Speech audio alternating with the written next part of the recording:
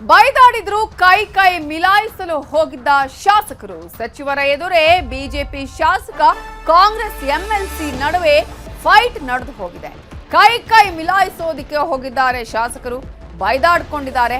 ಸಚಿವರ ಎದುರೇ ಬಿಜೆಪಿ ಶಾಸಕ ಕಾಂಗ್ರೆಸ್ ಎಂಎಲ್ಸಿ ನಡುವೆ ಬಿಗ್ ಫೈಟ್ ನಡೆದಿದೆ. ಇದು ಬೀದರ್ನ ZP ಸಭಾಂಗಣದಲ್ಲಿ ನಡೀತಾ ಇದ್ದ KDP ಸಭೆಯಲ್ಲಿ ನಡೆದಂತಹ ಗಲಾಟೆಯ ವಿಚಾರ. ಹುಮ್ನಾಬಾದ್ನ ಬಿಜೆಪಿ ಶಾಸಕ ಸಿದ್ದು ಪಾಟೀಲ್, ಕಾಂಗ್ರೆಸ್ ಎಂಎಲ್ಸಿ ಭೀಮಾರಾವ್ ಪಾಟೀಲ್ ಇವರಿಬ್ಬರ ಮಧ್ಯೆ ವಾಗ್ಯುದ್ಧವೇ ನಡೆದು ಹೋಗುತ್ತೆ. ಇಬ್ಬರು ಜನಪ್ರತಿನಿಧಿಗಳ ಜಗಳವನ್ನ ಬಿಡಿಸೋದಕ್ಕೆ ಪೊಲೀಸರೇ ಅಲ್ಲಿ ಮಧ್ಯಪ್ರವೇಶ ಮಾಡಬೇಕಾಯಿತು. ಹುಮ್ನಾಬಾದ್ ಸರ್ವೆ ನಂಬರ್ 204, 205ರ ಅರಣ್ಯ ಇಲಾಖೆ ಜಾಗದಲ್ಲಿ ಒತ್ತುವರಿ ಮಾಡಿರುವ ಆರೋಪ. ಬೀದರ್ ಮತ್ತು ಹುಮ್ನಾಬಾದ್ ಚಿಕ್ಕಪೇಟ್ನಲ್ಲಿ ಸರ್ವೆ ನಂಬರ್ 30, 31, 34ರಲ್ಲಿರುವ ಲೇಔಟ್ನಲ್ಲಿ ಅಕ್ರಮ ನಡೀತಾ ಇದೆ ಅಂತ ಕಳೆದ KDP ಸಭೆಯಲ್ಲಿ ಸಚಿವರಿಗೆ ಶಾಸಕ ಸಿದ್ದು ಪಾಟೀಲ್ ಪ್ರಶ್ನೆಯನ್ನ ಮಾಡಿದ್ರು. ಶಾಸಕರ ಪ್ರಶ್ನೆಗೆ ಉತ್ತರ ಕೊಟ್ಟಿದ್ರು ಅಧಿಕಾರಿಗಳು. ಆದ್ರೆ ಆ ಉತ್ತರ ತೃಪ್ತಿದಾಯಕವಾಗಿಲ್ಲ. ಯಾವ ಕ್ರಮ ಕೈಗೊಳ್ತೀರಾ ಅಂತ ಇವತ್ತಿನ ಸಭೆಯಲ್ಲಿ ಶಾಸಕ ಸಿದ್ದು ಪಾಟೀಲ್ ಅವರೇ ಮರು ಪ್ರಶ್ನೆ ಮಾಡ್ತಾರೆ. ಶಾಸಕ ಸಿದ್ದು ಪಾಟೀಲ್ ಸಚಿವರನ್ನ ಪ್ರಶ್ನಿಸ್ತಾ ಇದ್ದಂತೆ MLCಗಳಾದ ಭೀಮರಾವ್ ಪಾಟೀಲ್ ಹಾಗೆ ಚಂದ್ರಶೇಖರ್ ಪಾಟೀಲ್ ಅವರು ಉತ್ತರ ಕೊಡೋಕೆ ಪ್ರಯತ್ನ ಪಡ್ತಾರೆ. ಸಚಿವರನ್ನ ಕೇಳಿದ್ರೆ ನೀವ್ಯಾಕೆ ಹೇಳ್ತೀರಾ ಅಂತ ಹುಮ್ನಾಬಾದ್ ಶಾಸಕ ಸಿದ್ದು ಪಾಟೀಲ್ ಆಗ ರೇಗಾಡ್ತಾರೆ. ಈ ವೇಳೆ ಕಾಂಗ್ರೆಸ್ MLC ಭೀಮರಾವ್ ಪಾಟೀಲ್ ಹಾಗೆ ಹುಮ್ನಾಬಾದ್ ಬಿಜೆಪಿ ಶಾಸಕ ಸಿದ್ದು ಪಾಟೀಲ್ ನಡುವೆ ಮಾತಿನ ಚಕಮಕಿ ನಡೆಯುತ್ತೆ. ವಾಗ್ಯುದ್ಧ ವಿಕೋಪಕ್ಕೆ ತಿರುಗಿ ಕೈ ಮಿಲಾಯಿಸಿಕೊಂಡಿದ್ದಾರೆ ಇಬ್ಬರು ಶಾಸಕರು. ಜಿಲ್ಲಾ ಉಸ್ತುವಾರಿ ಸಚಿವ ಈಶ್ವರ್ ಖಂಡ್ರೆ ಹಾಗೂ ಜಿಲ್ಲಾಧಿಕಾರಿಗಳ ಮುಂದೆಯೇ ಶಾಸಕರ ಬಿಗ್ ಫೈಟ್.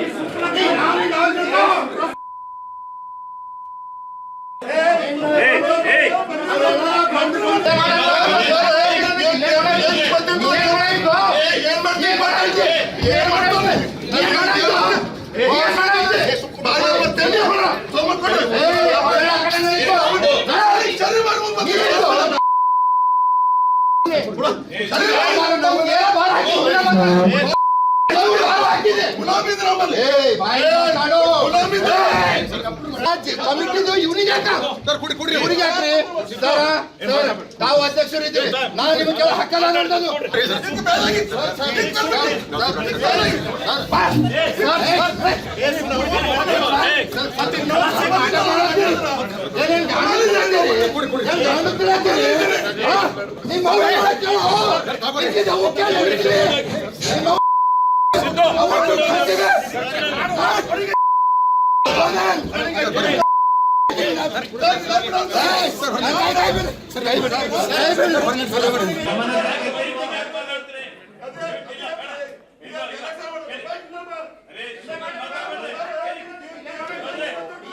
ಇದೇ ವಿಚಾರಕ್ಕೆ ಸಂಬಂಧಪಟ್ಟ ಹಾಗೆ ಮಾತನಾಡೋದಕ್ಕೆ ನಮ್ಮ ಜೊತೆ ಇದೀಗ ಖುದ್ದು ಹುಮ್ನಾಬಾದ್ ಬಿಜೆಪಿ ಶಾಸಕರಾಗಿರುವಂತಹ ಡಾಕ್ಟರ್ ಸಿದ್ದು ಪಾಟೀಲ್ ಅವರೇ ಫೋನ್ ಸಂಪರ್ಕಕ್ಕೆ ಸಿಕ್ಕಿದ್ದಾರೆ. ನಮಸ್ತೆ ಸರ್.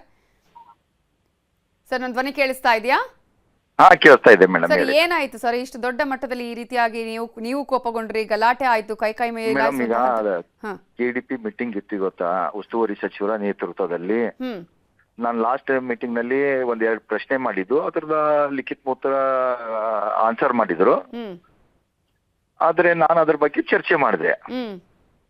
ಆದ್ರೆ ಈ ಏನ್ ಲಿಖಿತ ಉತ್ತರ ತಾವು ಕೊಟ್ಟಿದ್ರಿ, ಅದಕ್ಕ ಹೋಲಿಕೆ ಆಗ್ತಾ ಇಲ್ಲ, ಅದ್ರ ಬಗ್ಗೆ ತಾವು ಕ್ರಮ ವಹಿಸ್ರಿ ಅಂತ ನಾನು ಹೇಳ್ದೆ ಅವರಿಗೆ. ಏಕೈಕಿ ಒಳಗಡೆ ಈಗ ಒಂದು ನೋಡಿ, ನಾನು ಒಂದು ಶಾಸಕನಿದ್ದೀನಿ, ಉಸ್ತುವಾರಿ ಸಚಿವರು ಅಧ್ಯಕ್ಷರು ಇದ್ದಾರ, ಅಧಿಕಾರಿಗಳು ಇರ್ತಾರ. ಆನ್ಸರ್ ಯಾರು ಮಾಡ್ಬೇಕು ನನಗೆ? ಉಸ್ತುವಾರಿ ಸಚಿವರು, ಅಧ್ಯಕ್ಷರು ಮಾಡಬೇಕು, ಅಧಿಕಾರಿಗಳು ಮಾಡಬೇಕು KDP ಮೀಟಿಂಗ್ ನಲ್ಲಿ. ಆದ್ರೆ ಈ MLC ಅವರು ಏನ್ ಮಾಡ್ತಾರೆ, ಇಬ್ರು MLCಗಳು ಅದ್ರಲ್ಲಿ ಇಂಟರ್ಫಿರೆನ್ಸ್ ಆಗಿ, ನೀ ಯಾಕೆ ಹೇಳ್ತೀಯದು, ನೀನ್ ಯಾಕೆ ಇದು ಮಾಡ್ತಿ, ನೀವ್ ಎಲ್ಲನೇ ಮಾಡ್ಬೇಕು, ಮತ್ತೆ ನನಗೆ ಕ್ವಶನ್ ಅಲ್ಲಿ ಬೈದರ.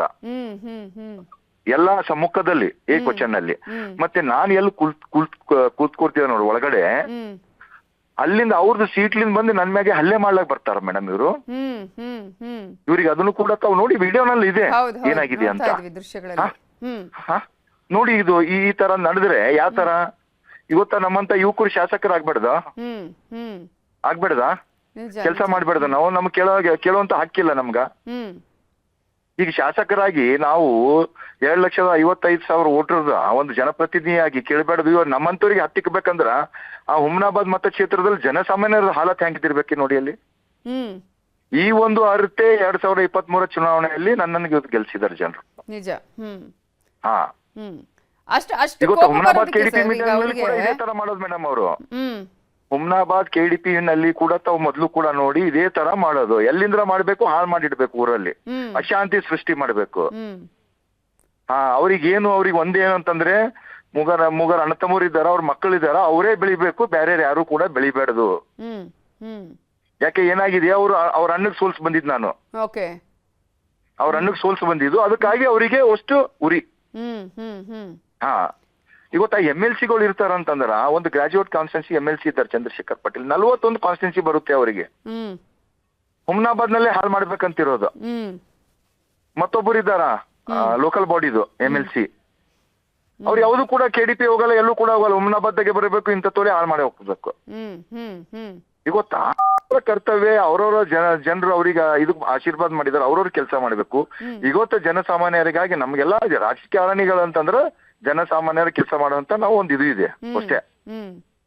ಒಳ್ಳೆ ಕೆಲಸ ಮಾಡಿದೀವಿ ಅಂತಂದ್ರ ಮುಂದೆ ಒಳ್ಳೇದ್ ಮಾಡ್ತಾರ.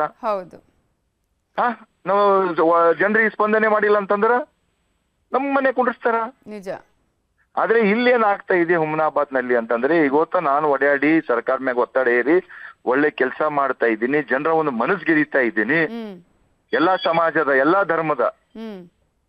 ಆದ್ರೆ ಅವ್ರಿಗೆ ಬರ್ತಾ ಇಲ್ಲ. ಈಗ ಹೆಂಗ್ ಮಾಡ್ಬೇಕು, ಇವನ್ ಶಾಸಕನ ಹೆಸರು ಖರಾಬ್ ಮಾಡ್ಬೇಕು, ಈ ತರಾನೇ ಮಾಡ್ಕೊಂಡು ಹೋಗ್ತಾ ಇದ್ದಾರೆ. ಈಗ ನೀವು ಸಚಿವರಿಗೂ ಕೂಡ ಅಲ್ಲಿ ಪ್ರಶ್ನೆ ಕೇಳಿದ್ರೆ, ಅಂದ್ರೆ ಈ ರೀತಿಯಾಗಿ ನಮ್ಗೆ ಸಮರ್ಪಕ ಆಗಿಲ್ಲ ಈ ಉತ್ತರ ನೀವು ಕೊಟ್ಟಿದ್ದು ಅಂತ ಹೇಳಿ, ಇವರಿಬ್ಬರಿಗೆ ಅಷ್ಟು ಕೋಪ ಬರೋದಕ್ಕೆ ಏನ್ ಕಾರಣ? ನೀವು ಯಾವ ವಿಚಾರಕ್ಕೆ ಸಂಬಂಧಿಸಿದೆ?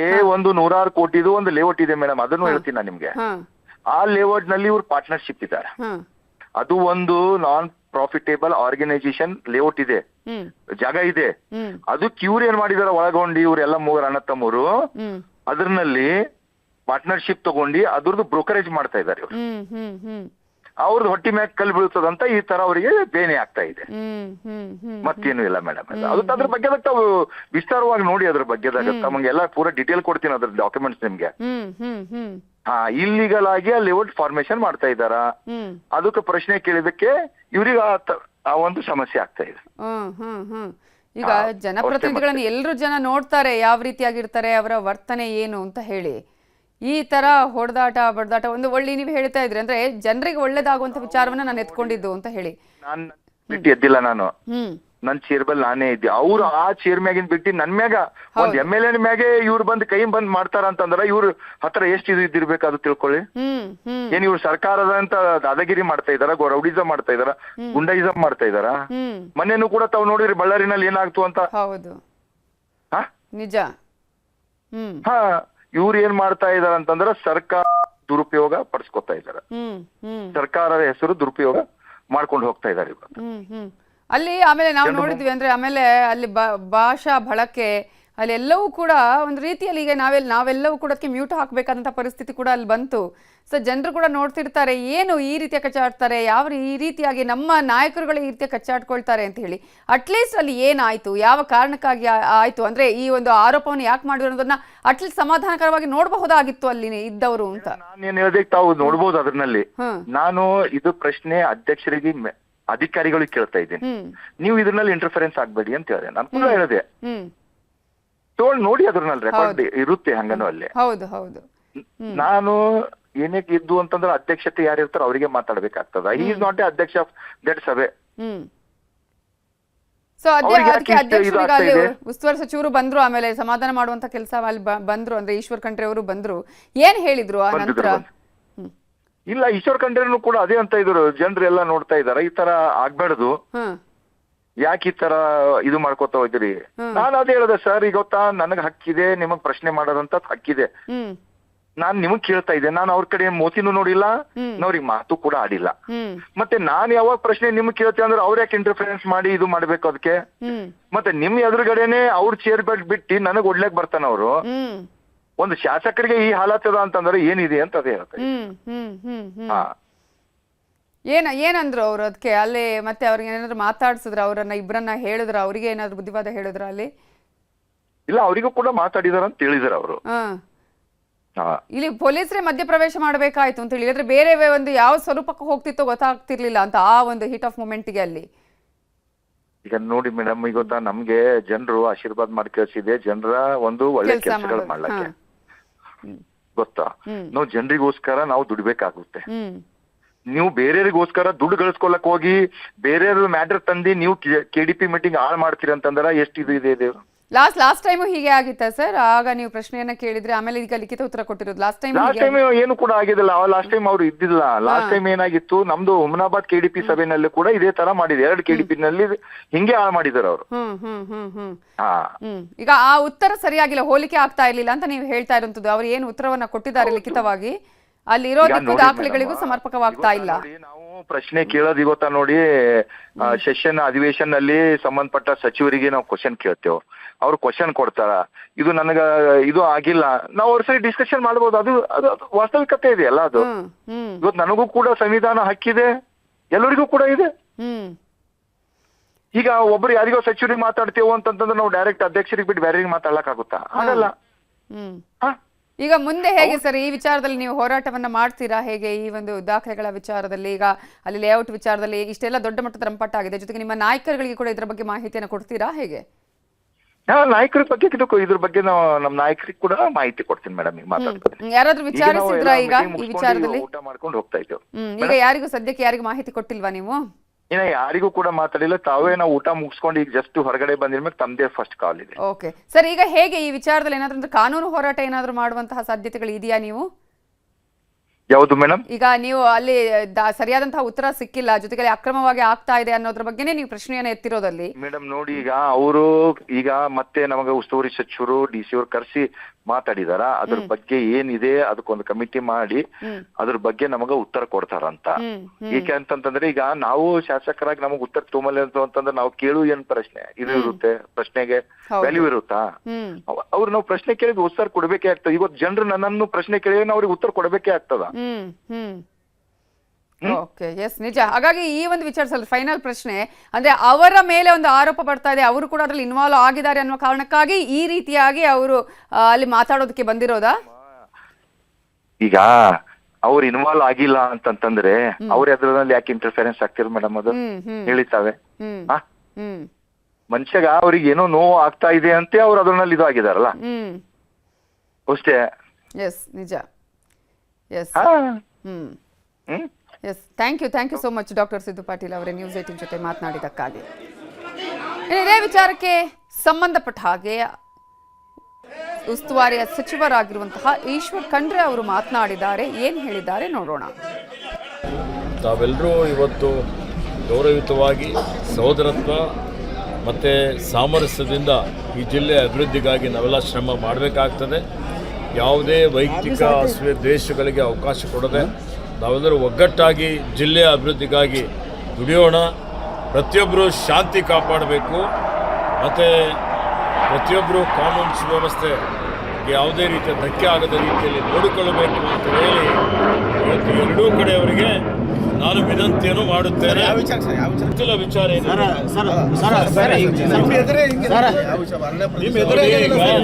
ನನಗೂ ಅದ್ರ ಬಗ್ಗೆ ಸಂಪೂರ್ಣ ಮಾಹಿತಿ ಇಲ್ಲ. ಮಾಹಿತಿ ತಗೊಂಡು ಹೇಳ್ತೇನೆ. ಉಸ್ತುವಾರಿ ಮುಂದೆ ಶಾಸಕರಿಗೆ ಸಮಾಜ ಸಂದೇಶ ಏನು ಹೋಗುತ್ತೆ ಸರ್? ನಾನು ಈಗಾಗಲೇ ಹೇಳಿದ್ದೇನೆ, ಅತ್ಯಂತ ದುರದೃಷ್ಟಕರವಾದಂಥ ಒಂದು ಘಟನೆ. ಓಕೆ, ಅದಕ್ಕೆ ಇದು ಈ ರೀತಿ ಆಗದ ರೀತಿಯಲ್ಲಿ ನೋಡಿಕೊಳ್ಳಿಕ್ಕೆ ಎಲ್ಲರ ಜೊತೆಯಲ್ಲಿ ಮಾತಾಡಿದ್ದೇನೆ. ಇದೇ ವಿಚಾರಕ್ಕೆ ಸಂಬಂಧಪಟ್ಟ ಹಾಗೆ ಕಾಂಗ್ರೆಸ್ MLC ಭೀಮರಾವ್ ಪಾಟೀಲ್ ಅವರನ್ನು ಕೂಡ ಸಂಪರ್ಕ ಮಾಡುವಂತಹ ಪ್ರಯತ್ನವನ್ನ ಮಾಡಿದ್ದೀವಿ. ಸದ್ಯಕ್ಕೆ ಅವರ ಸಂಪರ್ಕಕ್ಕೆ ಸಿಗ್ತಾ ಇಲ್ಲ. ನೋಡೋಣ ಅವರ ರಿಯಾಕ್ಷನ್ ಯಾವ ರೀತಿಯಾಗಿ ಇರುತ್ತೆ ಅನ್ನೋದು. ಈಗಾಗಲೇ ಈಶ್ವರ್ ಖಂಡ್ರೆ ಅವರು ಕೂಡ ಹೇಳಿದ್ರು, ವೈಯಕ್ತಿಕ ದ್ವೇಷಕ್ಕೆ ಇಲ್ಲಿ ಅವಕಾಶ ಇಲ್ಲ ಅನ್ನುವ ವಿಚಾರವನ್ನ ಹೇಳಿದ್ದಾರೆ. ಖಂಡನೀಯ ಈ ರೀತಿಯಾದಂತಹ ಘಟನೆ ಆಗಿರೋದು ಅನ್ನೋದನ್ನು ಕೂಡ ಹೇಳಿರುವಂತಹ ಈಶ್ವರ್ ಖಂಡ್ರೆ ಇದೀಗ ಈ ಪ್ರಕರಣಕ್ಕೆ ಸಂಬಂಧಪಟ್ಟ ಹಾಗೆ ಏನೇನು ಆಗುತ್ತೆ ಬೆಳವಣಿಗೆಗಳು ಅನ್ನೋದ್ರ ಬಗ್ಗೆ ಕೂಡ ಮಾಹಿತಿಯನ್ನು ಕೊಡ್ತಾ ಹೋಗ್ತೀವಿ. ಬೀದರ್ ಕೆಡಿಪಿ ಸಭೆಯಲ್ಲಿ ಕಾಂಗ್ರೆಸ್ ಎಂಎಲ್ಸಿ ಗಲಾಟೆ ಮಾಡಿರುವ ವಿಚಾರಕ್ಕೆ ಸಂಬಂಧಪಟ್ಟ ಹಾಗೆ ಈ ವಿಚಾರದಲ್ಲಿ ವಿಪಕ್ಷ ನಾಯಕ ಆರ್ ಅಶೋಕ್ ಅಸಮಾಧಾನವನ್ನ ಹೊರಹಾಕಿದ್ದಾರೆ. ಬಿಜೆಪಿ ಶಾಸಕರ ಮೇಲೆ ಹಲ್ಲೆ ಮಾಡುವ ಪ್ರಯತ್ನ ನಡೆದಿದೆ ಅನ್ನುವ ವಿಚಾರವನ್ನ ಇದೀಗ ವಿಪಕ್ಷ ನಾಯಕ ಆರ್ ಅಶೋಕ್ ಅವರು ಹೇಳಿದ್ದಾರೆ. ಒಂದು ಕಡೆ ಜನಾರ್ದನ ರೆಡ್ಡಿಯ ಮೇಲೆ ಗುಂಡಿನ ದಾಳಿ, ಮತ್ತೊಂದೆಡೆ ಬೀದರ್ನಲ್ಲಿ ನಮ್ಮ ಶಾಸಕರ ಮೇಲೆ ಹಲ್ಲೆಯ ಪ್ರಯತ್ನ, ಇನ್ನೊಂದೆಡೆ ಕೇಂದ್ರ ಸಚಿವ ವಿ ಸೋಮಣ್ಣ ಮೇಲೂ ಹಲ್ಲೆಗೆ ಪ್ರಯತ್ನ. ಹೀಗೆ ಗಲಾಟೆಗಳೇ ಆಗ್ತಾ ಇದೆ. ರಾಜ್ಯದಲ್ಲಿ ಶಾಸಕರುಗಳಿಗೆ, ಕೇಂದ್ರ ಮಂತ್ರಿಗಳಿಗೆ ಇಲ್ಲಿ ರಕ್ಷಣೆ ಇಲ್ಲ ಅಂತ ಹೇಳಿ ಅಸಮಾಧಾನವನ್ನ ಹೊರ ಹಾಕಿದ್ದಾರೆ. ಒಂದೆಡೆ ಮೊನ್ನೆ ಆದಂತಹ ಜನಾರ್ದನ ರೆಡ್ಡಿಯ ಮೇಲಿನ ಗುಂಡಿನ ದಾಳಿ, ಮತ್ತೊಂದೆಡೆ ಬೀದರ್ನಲ್ಲಿ ನಮ್ಮ ಶಾಸಕರ ಮೇಲೆ ಹಲ್ಲೆಯ ಪ್ರಯತ್ನವನ್ನ ಮಾಡಿರೋದು ಕಾಂಗ್ರೆಸ್ ಎಂಎಲ್ಸಿ, ಮತ್ತೊಂದು ಕಡೆ ಕೇಂದ್ರ ಸಚಿವ ವಿ ಸೋಮಣ್ಣ ಅವರ ಮೇಲೂ ಹಲ್ಲೆಗೆ ಪ್ರಯತ್ನ ಮಾಡಿದ್ದಾರೆ. ಹಾಗಾದ್ರೆ ರಾಜ್ಯದಲ್ಲಿ ಕಾನೂನು ಸುವ್ಯವಸ್ಥೆ ಎಲ್ಲಿದೆ ಅನ್ನುವ ಪ್ರಶ್ನೆಯನ್ನ ಕೂಡ ಕೇಳಿದ್ದಾರೆ. ಕಾನೂನು ಸುವ್ಯವಸ್ಥೆಯ ವಿಚಾರದಲ್ಲಿ ನಾವು ಯಾರು ಹೇಗೆ ನಡೆದುಕೊಳ್ತಾ ಇದ್ದಾರೆ ಅನ್ನೋದೇ ಗೊತ್ತಾಗ್ತಾ ಇಲ್ಲ. ಯಾವ ರೀತಿಯಾಗಿ ಕಾನೂನು ಸುವ್ಯವಸ್ಥೆಯನ್ನ ನಡೆಸ್ತಾ ಇದ್ದಾರೆ, ಯಾರು ನಡೆಸ್ತಾ ಇದ್ದಾರೆ ಅನ್ನೋದೇ ಅರ್ಥ ಆಗ್ತಾ ಇಲ್ಲ. ವಿಧಾನಸಭೆ ವಿಪಕ್ಷ ನಾಯಕ ಆರ್ ಅಶೋಕ್ ತೀವ್ರ ಆಕ್ರೋಶವನ್ನ ಹೊರಹಾಕಿದ್ದಾರೆ, ಅಸಮಾಧಾನವನ್ನ ಹೊರಹಾಕಿದ್ದಾರೆ. ಈ ಒಂದು ಘಟನೆಯ ಬಗ್ಗೆ ಅವರು ತೀವ್ರ ಆಕ್ರೋಶವನ್ನ ವ್ಯಕ್ತಪಡಿಸಿ ಮಾತನಾಡಿದ್ದಾರೆ. ವಿಪಕ್ಷ ನಾಯಕ ಆರ್ ಅಶೋಕ್ ಕೂಡ ಅಸಮಾಧಾನ ಹೊರಹಾಕಿದ್ದಾರೆ. ಈಗಾಗಲೇ ನಮ್ಮ ಜೊತೆ ನಾವು ಮಾತನಾಡುವಂತಹ ಸಂದರ್ಭದಲ್ಲಿ ಬಿಜೆಪಿ ಶಾಸಕರು ಹೇಳ್ತಾ ಇದ್ರು, ಅಲ್ಲಿ ಯಾವ ರೀತಿಯಾಗಿ ಆಯಿತು, ಯಾವ ರೀತಿಯಾಗಿ ಗಲಾಟೆ ಆಯಿತು, ಜನಪ್ರತಿನಿಧಿಗಳಿಗೆ ಈ ತರ ಆದ್ರೆ ಮತ್ತೆ ಬೇರೆಯವರ ಪಾಡೇನು ಅನ್ನುವಂತಹ ಪ್ರಶ್ನೆಯನ್ನ ಕೇಳ್ತಾ ಇದ್ರು. ನಾವು ಜನರ ಪರವಾಗಿ ಅಲ್ಲಿ ಮಾತಾಡೋಕೆ ಹೋಗಿರೋದು, ದಾಖಲೆಗಳನ್ನ ಕೇಳೋದಕ್ಕೆ ಹೋಗಿರೋದು, ಅದರಲ್ಲಿ ಅಕ್ರಮ ಆಗ್ತಾ ಇಲ್ಲ ಅನ್ನೋದಾದ್ರೆ ಅವ್ರು ಯಾಕೆ ಮಾತಾಡಕ್ಕೆ ಬರಬೇಕಾಗಿತ್ತು, ಇಲ್ಲಿ ಈ ರೀತಿಯಾಗಿ ಹೊಡೆದಾಟಕ್ಕೆ ಯಾಕೆ ಬರಬೇಕಾಗಿತ್ತು, ಏಕವಚನದಲ್ಲಿ ಮಾತನಾಡುವಂಥದ್ದು ಜನಪ್ರತಿನಿಧಿಗಳಿಗೆ ಶೋಭೆ ತರುವಂತದ್ದಲ್ಲ ಅನ್ನುವಂತಹ ವಿಚಾರವನ್ನ ಕೂಡ ಹೇಳಿದ್ರು. ಇಲ್ಲಿ ವೈಯಕ್ತಿಕ ದ್ವೇಷ, ಅಸೂಯೆಗೆ ಈ ರೀತಿಯಾಗಿ ಮಾಡ್ತಾ ಇದ್ದಾರೆ ಅನ್ನುವಂತಹ ವಿಚಾರವನ್ನ ಕೂಡ ಹೇಳಿದ್ರು. ಇದೀಗ ಈ ವಿಚಾರಕ್ಕೆ ಸಂಬಂಧಪಟ್ಟ ಹಾಗೆ ವಿಪಕ್ಷ ನಾಯಕ ಆರ್ ಅಶೋಕ್ ಅವರು ಅಲ್ಲಿ ಮಾತನಾಡಿದ್ದಾರೆ. ಪ್ರಮುಖವಾಗಿ ಅಸಮಾಧಾನವನ್ನ ಹೊರ ಹಾಕಿದ್ದಾರೆ. ರಾಜ್ಯದಲ್ಲಿ ಕಾನೂನು ಸುವ್ಯವಸ್ಥೆ ಹಾಳಾಗಿದೆ ಅನ್ನುವ ವಿಚಾರವನ್ನ ಕೂಡ ಹೊರ ಹಾಕಿದ್ದಾರೆ. ಕೊಪ್ಪಳದಲ್ಲಿ ರೈಲ್ವೆ ಮೇಲ್ಸೇತುವೆ ಶಂಕುಸ್ಥಾಪನೆಯ ವೇಳೆ ಗಲಾಟೆಯಾಗಿದ್ದು ಬ್ಯಾನರ್ನಲ್ಲಿ ಫೋಟೋ ಇಲ್ಲ ಅಂತ ಕಾಂಗ್ರೆಸ್ ಶಾಸಕ ತೀವ್ರ ಆಕ್ರೋಶವನ್ನ ವ್ಯಕ್ತಪಡಿಸಿದ್ದಾರೆ. ಕೊಪ್ಪಳದಲ್ಲಿ ರೈಲ್ವೆ ಮೇಲ್ಸೇತುವೆ ಶಂಕುಸ್ಥಾಪನೆಯ ವೇಳೆ ಗಲಾಟೆಯಾಗಿದೆ, ಬ್ಯಾನರ್ನಲ್ಲಿ ಫೋಟೋ ಇಲ್ಲ ಅಂತ ಕಾಂಗ್ರೆಸ್ ಶಾಸಕ ತೀವ್ರ ಆಕ್ರೋಶವನ್ನ ಹೊರಹಾಕಿದ್ದು, ಕೇಂದ್ರ ರೈಲ್ವೆ ರಾಜ್ಯ ಸಚಿವ ವಿ ಸೋಮಣ್ಣ ಅವರ ಕಾರ್ಯಕ್ರಮದಲ್ಲಿ ಘಟನೆ ನಡೆದಿದೆ. ಕೊಪ್ಪಳ ಸಂಸದ ರಾಜಶೇಖರ್ ಹಿಟ್ನಾಳ್ ಅವರ ಹೆಸರಿಲ್ಲ. ಶಾಸಕ ರಾಘವೇಂದ್ರ ಹಿಟ್ನಾಳ್ ಬೆಂಬಲಿಗರು ತೀವ್ರ ಆಕ್ರೋಶವನ್ನ ವ್ಯಕ್ತಪಡಿಸಿದ್ದಾರೆ. ಇನ್ನು ಸಚಿವ ಸೋಮಣ್ಣ ವಿರುದ್ಧವೇ ಧಿಕ್ಕಾರಗಳನ್ನ ಕೂಗಿದ್ದಾರೆ ಕಾಂಗ್ರೆಸ್ನ ಕಾರ್ಯಕರ್ತರು. ಕೊಪ್ಪಳದ ಹಿಟ್ನಾಳ್ನಲ್ಲಿ ಆಯೋಜನೆ ಮಾಡಲಾಗಿತ್ತು ರೈಲ್ವೆ ಮೇಲ್ಸೇತುವೆಯ ಶಂಕುಸ್ಥಾಪನೆ ಕಾರ್ಯಕ್ರಮ. ಆ ಒಂದು ಕಾರ್ಯಕ್ರಮದಲ್ಲಿ ಗಲಾಟೆ ನಡೆದಿದೆ. ವೇದಿಕೆಯಲ್ಲಿದ್ದ ಚೇರ್ಗಳನ್ನೇ ಕಿತ್ತೆಸೆದು ಕಾಂಗ್ರೆಸ್ ಕಾರ್ಯಕರ್ತರು ಗಲಾಟೆ ಮಾಡಿದ್ದಾರೆ. ಗಲಾಟೆ ವೇಳೆ ಸಚಿವ ಶಿವರಾಜ್ ತಂಗಡಗಿ ಕೂಡ ಸ್ಥಳದಲ್ಲೇ ಇದ್ರು.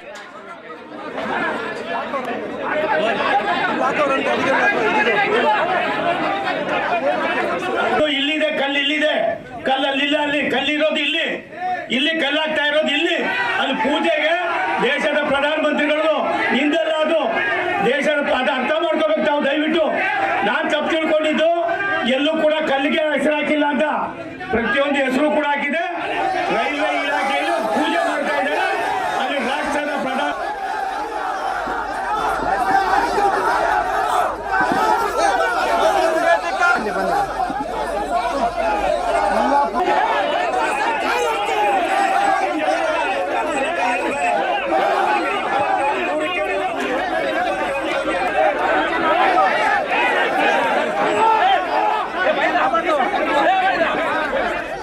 ನಾನು ತಂಗಡಿಗೆಯವರು ತುಂಬ ನೋಡಿದೆ. ಅವರು ಹೇಳಿದ ತಕ್ಷಣ ನನಗೊಂಥರ ಬೇಸರಿಕೆ ಆಯಿತು.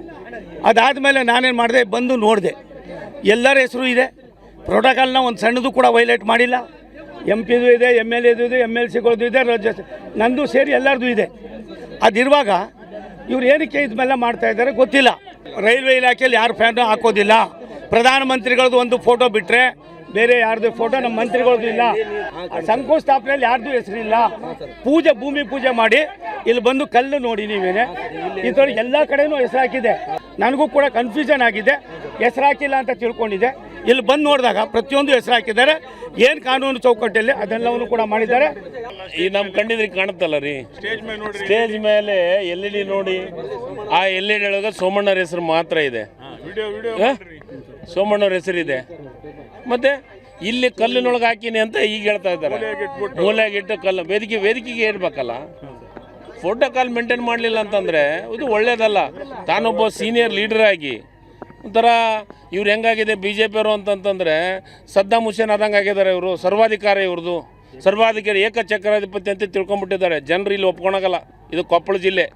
ಈ ಕೊಪ್ಪಳ ಜಿಲ್ಲೆದಾಗ ಸರ್ವಾಧಿಕಾರಿಯನ್ನು ಎಂದೂ ಒಪ್ಕೊಳಕ್ಕೂ ಸಾಧ್ಯನೇ ಇಲ್ಲ. ನೋಡಿ, ಕಲ್ಲಲ್ಲೆಲ್ಲ ಇಂಪಾರ್ಟೆಂಟು. ವೇದಿಕೆ ಮ್ಯಾಗ ಸ್ಕ್ರೀನ್ ಮೇಲೆ ಹೆಸರಿಲ್ಲ, ಅಲ್ಲೇ ಭೂಮಿ ಪೂಜೆಯಲ್ಲಿ ಹೆಸರಿಲ್ಲ ಅಂದರೆ ಜನಪ್ರತಿನಿಧಿಗಳಿಗೆ ಗೌರವ ಇಲ್ಲ. ಅದನ್ನು ನಮ್ಮ ಕಾರ್ಯಕರ್ತರು ಸಹಿಸ್ಕೊಳಂಗಲ್ಲ. ನಮ್ಮ ಕಾರ್ಯಕರ್ತರಿಲ್ಲದ ನಾವೆಲ್ಲಿದ್ದೀವಿ? ನಾವು ಕಾರ್ಯಕರ್ತರಿದ್ದರೆ ನಾನು ಮಂತ್ರಿ ಆಗ್ಬೋದು, ಅದು MLA ಆಗ್ಬೋದು, ಅದು MP ಆಗ್ಬೋದು. ಕಾರ್ಯಕರ್ತರು ಭಾಳ ಸ್ಪಷ್ಟ. ನಾವು ಸಹಿಸ್ಕೊಳಕ್ಕೆ ತಯಾರಿದ್ದೀವಿ ಹೆಸರಿಲ್ಲ ಅಂದ್ರೂ, ಆದರೆ ಕಾರ್ಯಕರ್ತರು ಸಹಿಸ್ಕೊಳಂಗಲ್ಲ. ಆದರೆ ಇದನ್ನು ಅರ್ಥ ಮಾಡ್ಕೋಬೇಕು. ಅದ್ರ ಜೊತೆಗೆ ಭಾಷಣದೊಳಗೆ ಏನು ಹೇಳ್ತಾರೆ, ನಾವು ಪಟಾಲಂ ಕರ್ಕೊಂಬರಂತೆ. ನಮಗೇನು ಗೊತ್ತೇ ಇಲ್ಲಿದ್ರು. ಪಟಾಲಂ ಕರ್ಕೊಂಬರೋಂಥ ಅವಶ್ಯಕತೆ ನಮಗಿಲ್ಲ. ಆ ಸಂಸ್ಕಾರನೂ ನಮ್ಮದಲ್ಲ, ಆ ಸಂಸ್ಕೃತಿನೂ ನಮ್ಮದಲ್ಲ. ಯುವತಿಯೊಂದಿಗೆ ಅಸಭ್ಯವಾಗಿ ವರ್ತನೆ ಮಾಡಿದ ಆರೋಪದ ಮೇಲೆ ಯುವಕನಿಗೆ ಹಿಗ್ಗಾಮುಗ್ಗವಾಗಿ ಥಳಿಸಿರುವ ಘಟನೆ ನಡೆದಿದೆ. ಗದಗ ನಗರದ ಮುಳುಗೊಂದ ನಾಕಾದಲ್ಲಿ ಹತ್ತಿ ಗ್ರಾಮದ ನವೀನ್ ಅನ್ನುವ ಯುವಕ ಗೂಸ ತಿಂದಿದ್ದಾನೆ. ಬಿಟಗೇರಿ ಮೂಲದ ಯುವತಿಯೊಂದಿಗೆ ಈತ ಅಸಭ್ಯವಾಗಿ ವರ್ತಿಸ್ತಾ ಇದ್ದ ಅನ್ನುವ ಆರೋಪದ ಹಿನ್ನೆಲೆಯಲ್ಲಿ ಯುವತಿ ಹಾಗೂ ಆಕೆಯ ಸಹೋದರರು ಯುವಕನನ್ನ ನಡು ರಸ್ತೆಯಲ್ಲೇ ಹಿಡಿದು ಮನ ಬಂದಂತೆ ಥಳಿಸಿದ್ದಾರೆ. ಬ್ಯಾಟರಿ ಅಂಗಡಿಯಲ್ಲಿ ಕೆಲಸ ಮಾಡ್ತಾ ಇದ್ದ ಯುವಕನನ್ನ ಅಂಗಡಿಯಿಂದನೇ ಹೊರಗೆ ಕರೆತಂದು ಸಾರ್ವಜನಿಕ ಪ್ರದೇಶದಲ್ಲಿ ಥಳಿಸಿದ್ದಾರೆ. ಘಟನಾ ಸ್ಥಳಕ್ಕೆ ಟ್ರಾಫಿಕ್ ಪೊಲೀಸರು ಆಗಮಿಸಿದ್ರೂ ಕೂಡ ಅವರ ಸಮ್ಮುಖದಲ್ಲಿಯೇ ಯುವತಿ ಹಾಗೂ ಆಕೆಯ ಸಹೋದರರು ಯುವಕನಿಗೆ ಗೂಸ ಕೊಟ್ಟಿದ್ದಾರೆ. ಬಳಿಕ ಯುವಕನನ್ನ ಪೊಲೀಸರಿಗೆ ಒಪ್ಪಿಸಲಾಗಿದ್ದು ಈ ಘಟನೆ ಗದಗ ಶಹರ ಪೊಲೀಸ್ ಠಾಣಾ ವ್ಯಾಪ್ತಿಯಲ್ಲಿ ನಡೆದಿದೆ.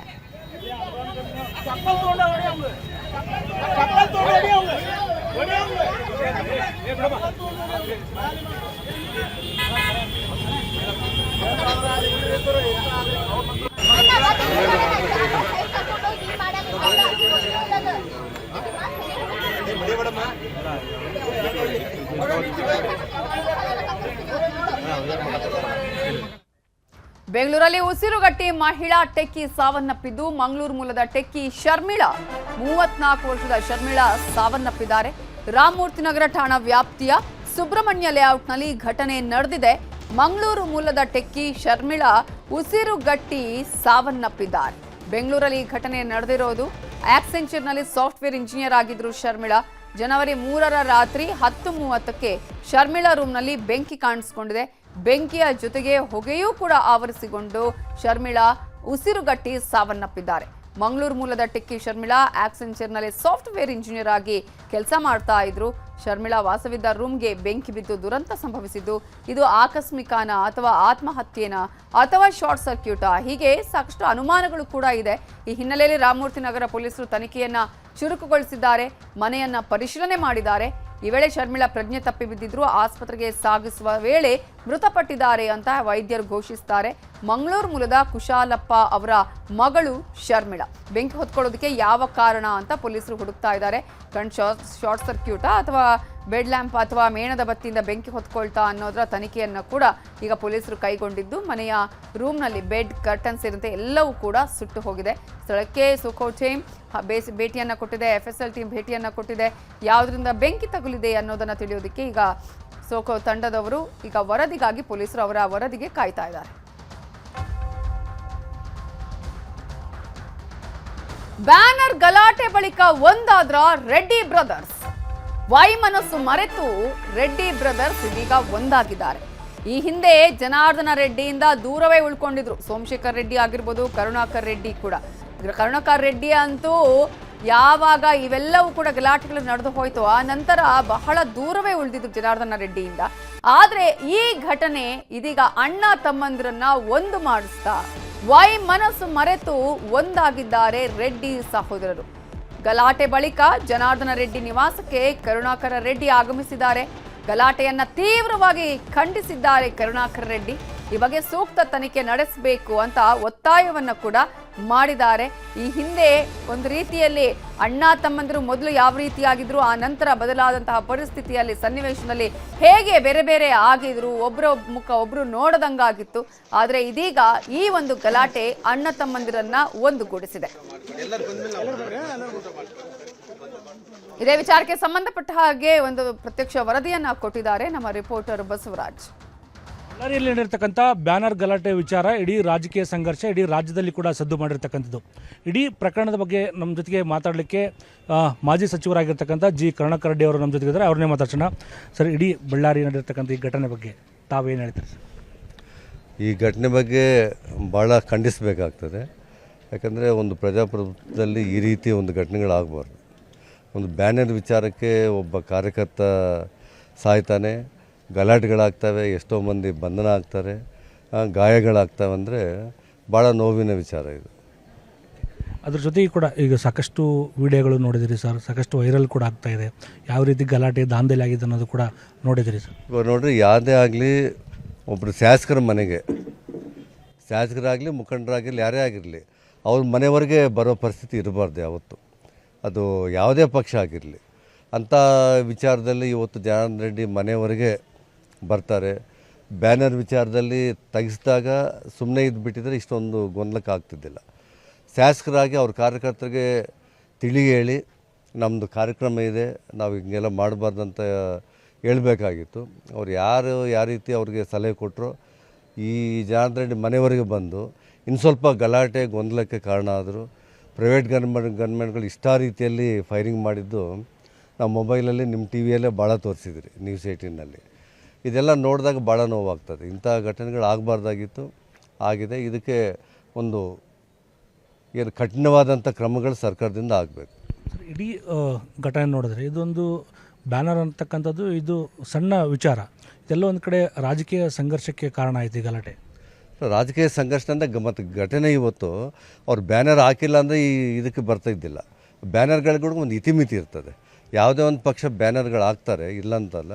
ಆದರೆ ಒಬ್ಬರು ಮನೆಯ ಮುಂದೆ ಹಾಕಿದ ಮೇಲೆ ನನಗೆ ಬಂದಿರೋ ಮಾಹಿತಿ ಪ್ರಕಾರ ಪೊಲೀಸವ್ರಿಗೆ ಹೇಳಿ ಅದನ್ನು ತೆಗೆಸಿದ್ದಾರೆ ಅಂತ ಹೇಳಿದರು. ಅಂಥ ಟೈಮ್ನಲ್ಲಿ ಮತ್ತೆ ಬಂದು ಹಾಕೋ ಅವಶ್ಯಕತೆ ಇದ್ದಿಲ್ಲ. ಅದೇ ಅಲ್ಲ ಇವತ್ತು ಇಷ್ಟೊಂದು ಗಲಾಟೆ ಕಾರಣ ಆಯಿತು. ಅದು ಸರ್ಕಾರದಲ್ಲಿದ್ದವರು ಅವ್ರ ಬುದ್ಧಿಮಾತು ಅವ್ರಿಗೆ ಹೇಳಬೇಕು. ಅದು ಒಂದು ತನಿಖೆ ಅಂತೂ ಭಾಳಷ್ಟು ಯಾವುದೇ ಒಂದು ಇದಿಲ್ದಂಗೆ ಚೆನ್ನಾಗಿ ಆಗಿ ತಪ್ಪಿತಸ್ಥರಿಗಂತೂ ಶಿಕ್ಷೆ ಆಗಲೇಬೇಕು. ಈಗ ಮತ್ತೆ ಒಗ್ಗಟ್ಟಿನ ಮಂತ್ರ ಜಪಿಸ್ತೀರಿ ಸರ್ ಸಹೋದರರೆಲ್ಲರೂ? ಇಲ್ಲ, ಜಪ ಮಂತ್ರ ಪ್ರಶ್ನೆ ಬರಲ್ಲ. ಅದು ಒಗ್ಗಟ್ಟಾಗೇ ಇದ್ದೀವಿ, ಮುಂದೆ ಮಾಡಿಕೊಂಡು ಹೋಗ್ತೀವಿ ಅದನ್ನು. Thank you. ಇದಿಷ್ಟು ಮಾಜಿ ಸಚಿವರಾಗಿರ್ತಕ್ಕಂಥ ಜಿ ಕರುಣಾಕರ್ ರೆಡ್ಡಿ ಅವರು ಹೇಳ್ತಕ್ಕಂಥದ್ದು. ಕ್ಯಾಮ್ರಾಮನ್ ಸಂಜೀವ್ ಕುಮಾರ್ ಜೊತೆ ಬಸವರಾಜ್ ನಳ್ಳಿ, ನ್ಯೂಸ್ 18 ಬಳ್ಳಾರಿ.